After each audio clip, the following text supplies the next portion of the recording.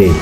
Jadi kalau kita lihat video ini, kalau aku lihat sih sepintas ini kayaknya ada di Indonesia ya. Kalau aku boleh acungi jempol, ini sangat kreatif ya teman-teman, karena memang pasti akan menghemat biaya. Bahaya enggak? Yang jelas ya pasti sepeda roda tiganya rusak teman-teman ya. Karena kan dia bukan spesifikasinya untuk nuangkan beton.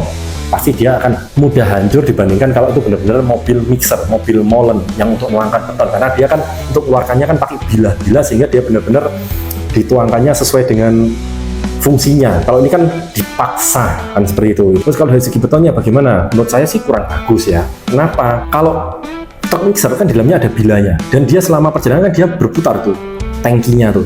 Beton tuh terus diaduk supaya tidak mengalami setting time, tidak mengalami pengerasan awal. Nah, sedangkan kalau teman-teman ini menggunakan sepeda roda 3 seperti ini dan seumpama jaraknya tuh jauh, nah dia akan mengalami pengerasan awal. Itu yang menurutku kurang bagus. Terus apalagi waktu dia nuangkan, dia kan tidak menggunakan bila-bila, jadi kan nggak akan bisa benar-benar bersih sampai bawah tertuang. Nah, takutnya agregat kasarnya tuh tetap nyangkut di sepeda roda 3-nya tersebut. Jadi menurutku ya kurang bagus ya teknik itu, seperti itu. Atau ada sudut pandang lain, mungkin bisa teman-teman tulis di kolom komentar di bawah ini.